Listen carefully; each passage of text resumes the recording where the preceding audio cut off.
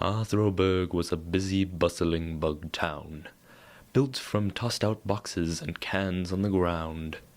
Broken old toys, cottons, and lost wedding rings, remade into shops, restaurants, houses, and things.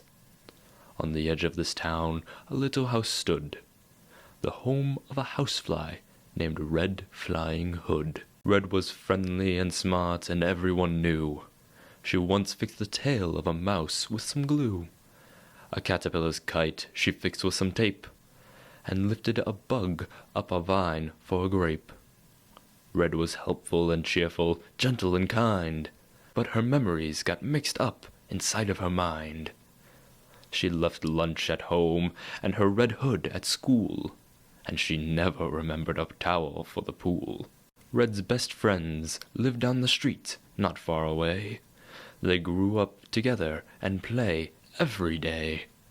Bonnie, a sassy brave bee who loves honey. Franklin, a firefly, clumsy and funny.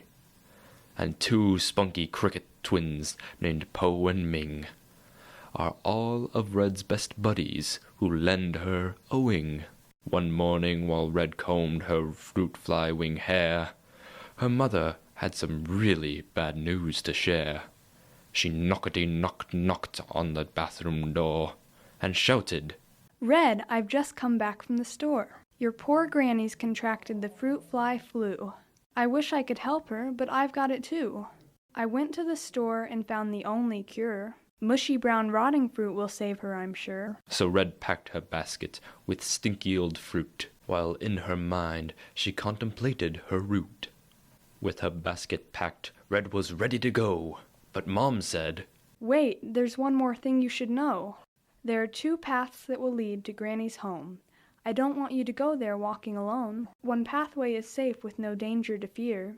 The other leads right where a killer is near. He's a spider named Cranston, an evil beast, who munches on insects like us for his feast." Red took her mom's advice with no fear at all. "I've got my friends. If I were in trouble, I'll call." Red's mom said, "Stay on the right path when it bends. I'll tell all their parents and you tell your friends. You'll be safe. Just get home before it is late." So Red's friends soon followed her out of their gate. As Bonnie left, her parents gave her a hug. "Be careful and safe, like a good little bug," They advised as the two girls went on their way. "You should be back home by the end of the day." So Red and her friends started on their journey, not seeing the spider that watched from a tree. He had fangs, a top hat, and a purple bow tie, and he glared through his scope with one evil green eye. "Ugh, those kids will get in my way. If I don't do something, I won't eat today. Sweet fruit fly Granny will make a tasty pie, or I could toss them all in the pan to fry. If I want to make a feast of her, I can't let Red give old Granny the cure. I must stop them before they get to her den, or else Granny might call the police again." He crawled to the left and he crawled to the right. An evil scheme gleamed through his mind like a light. The bugs soon arrived at the two paths near the lake, and Red couldn't remember which path to take. A friendly old fellow with beard white as snow said, "Left, young lady, is the way you should go." And through his eyes blazed and his beard was slipping. Red missed his disguise and started off skipping. Cranston's grin grew evil as they went away. "They won't reach Granny's house today." Wait, Red, that guy could be a fraud. He was nice, not mean, ugly, or odd. I trust him, you guys. Now let's go on our way. It wasn't exactly what they thought she'd say. Then suddenly a badger, hairy and gray, with eyes like a serpent, sharp claws like a mole, and teeth like a bear, it attacked from its hole. Run for it! But Bonnie tripped. Franklin flew to the rescue, lightning fast. "You saved me. Your light is so strong. This isn't the path, and that old man was wrong. Red, you should have written down what your mom said. You bled us all here, and we all might end dead." I'm so sorry. I thought he was good. It's my fault we're lost. I'd go back if I could. Let's go back. This is our only track. If we work together, we'll find the way out. This path leads to Granny's the long way, no doubt. They started off, but were soon stopped by a stream, with water so cold it could make a bug scream. My friends understand me. I owe them a lot. Now how can we get past these rapids? What we need is a watertight boat. They found a coconut to keep them afloat. As they climbed in, their luck suddenly shattered. An owl screeched and swooped. Soon they would be battered. What's up? Is there a waterfall? No, an owl, iron talons and all. Look out! Red tossed each a cattail, and off they paddled, though they paddled the boat as fast as they could. Franklin knew one way to stop the owl for good. She screeched and squalled as Franklin used his bright light. A spark at the owl, and he damaged her sight. The band of bugs cheered for their brave little friend. Without Franklin, their quest would be at an end. Brains over muscle, that's the best way. Smart guys like you, Franklin, will keep us ahead. It was my duty. After that, all the bugs continued their ride. Land ho! Look, we're finally there. Then a big drop of water fell from the air. Splat! A wet bomb landed next to Poe and Ming. Franklin dodged a drop that could damage his wing.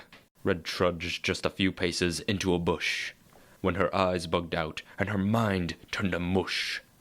In front of them there was a giant wasp nest. So, you thought this would be a nice place to rest. On you, little bugs, we will soon be dining. I am Rupert, Wasp Chief.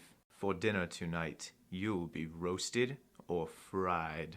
He flew at Red, and she leaped out of the way. Her friends scattered, and the wasps buzzed in the fray. They heard Rupert let out a screech, then a groan. He missed Red, and instead hit his head on a stone. The wasps swarmed round their wounded chief on the ground, and then the little bugs flittered away without a sound. They all looked at each other and smiled with pride. We may be small, but we've got smarts on our side. Those stingers are pretty dumb. The twins high-fived, and Franklin started to hum. Red stopped, and her friends saw the shock on her face. Memories flipped through her mind, then fell into place. Mom's warning about Cranston and the wrong path. It all clicked together like difficult math. She'd forgotten again, and Cranston had won. I'm sorry, I'm so dumb. Red sat in the dirt, scared, lost, worried, and cried. What if they were doomed and she and her friends died? Her friends gathered round her so they couldn't see. The flying squirrel Cecil sat under a tree. Oi, mates, what you doing here? These woods ain't safe. There are villains all over this place. Oh, Cecile, aren't we glad to see you? She told him their tale, and he knew what to do. Hop aboard, mates. I'll get you there in no time. We'll get help to Grandma and she'll be just fine. He swooped in the air, and the bugs held on tight.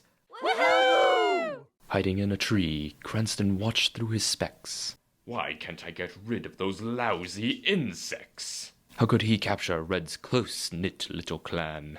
Then Cranston concocted a wicked new scheme of how he'd wear a disguise and pretend to be kind.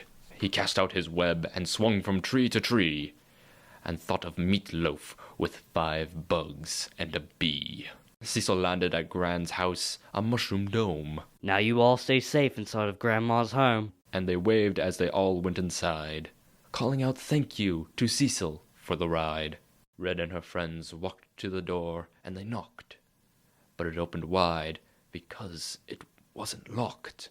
Why is it so dark inside here? The twins shook and held each other tight in fear. Maybe Gran forgot to change the lights? I fear that we're still on thin ice. When Red's friends saw Grandma tucked tight in her bed, they gasped at the size of a gigantic head. Why, Granny, you've got puffy green eyes and you've grown bigger than your usual size. Hello. You've come far to help me get better, I know. Don't be frightened, my dears. Come closer and see. Give Granny a kiss, and you'll see it's me. Wait, Red. She knew it was a trick. That creature was creepy, not helpless or sick. It looked hungry as it leaned over to see, and Bonnie felt sure they should flap their wings and flee. I know it's not, Gran. I'll get closer to see. That's my secret plan. Your teeth are yellow and pointy, too. Her friends tried to stop her, but what could they do? No, Red! Off came Cranston's mask, and before Red could flee, his quick claw snatched her as she started to fly. Aha! Now I'll bake you into a pie. When Bonnie flew up to sting Cranston's right claw, he couldn't believe that his plan had a flaw. His eyes twisted and twirled in fury and pain. He released Red and howled loud as a train. Bewildered and scared, Red turned around to see Cranston held in his claw her friend Bonnie the bee. Ming, Po! A belt in Gran's closet is what we must find. It's stretchy and she keeps it up on the shelf. And we need the kettle, which I'll grab myself. The twins pulled each end of the belt and stretched tight. Red added the kettle and pulled with her might. Be ready, because when I let go, Cranston will be knocked down and out by the blow. Meanwhile, Bonnie was trapped, but Franklin flew fast and used his light again to create a flash. Cranston's eyes were blinded and he couldn't see, and accidentally released Bonnie the bee. Cranston screamed with rage and smacked Frank in the face, which knocked poor little Frank right into a vase. Fire! Cranston cried out as he was buried by the brew. When his bum hit the hot stove, he leaped so high that he launched through Gran's roof up into the sky. Cranston blasted through the roof of Granny's home. Cranston fell in a pond and sighed with relief. Foiled again! When he heard a noise that filled spiders with dread. A big, hungry bullfrog raised his head. Cranston yelped, but hope to escape was too late. He became dinner on the big bullfrog's plate. The only thing left was his green velvet hat, for no bullfrog would ever want to eat that. Bonnie found Red's Gran in a closet wrapped tight. Red saw her and cried out. Gran, are you all right? With webs stuck to her mouth, Gran mumbled. Mine, mine. So the girls unwrapped the sticky spider's twine. Using her stinger, Bonnie helped cut the Gran free. You and your friends saved me. Be careful, Gran. You know you're still sick. I have the cure here, Gran. You must eat it quick. Grandma ate the foul fruit like it was candy. Red, that was delicious and dandy. You were so brave, and that spider was crazy. I was so scared, and I felt kind of hazy. You all worked together, just like good friends do. You each used your strengths and saved me from the flu. They heard sirens and saw a red flashing light. The police came to see if they were all right. Hey, look, outside. Our parents are here. Thank goodness. They dashed out to give all a kiss and a hug, and told the story of their plight with the thug. Red's mom spun her around and cried happy tears. Oh, dear. The police and their parents were stunned to hear how the kids used their talents to beat their fear.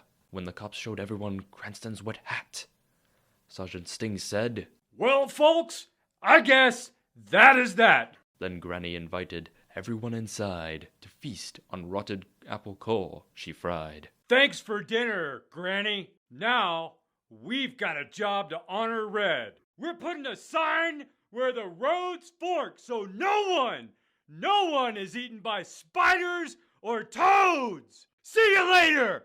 Let's go home. Mom, it's been a long day.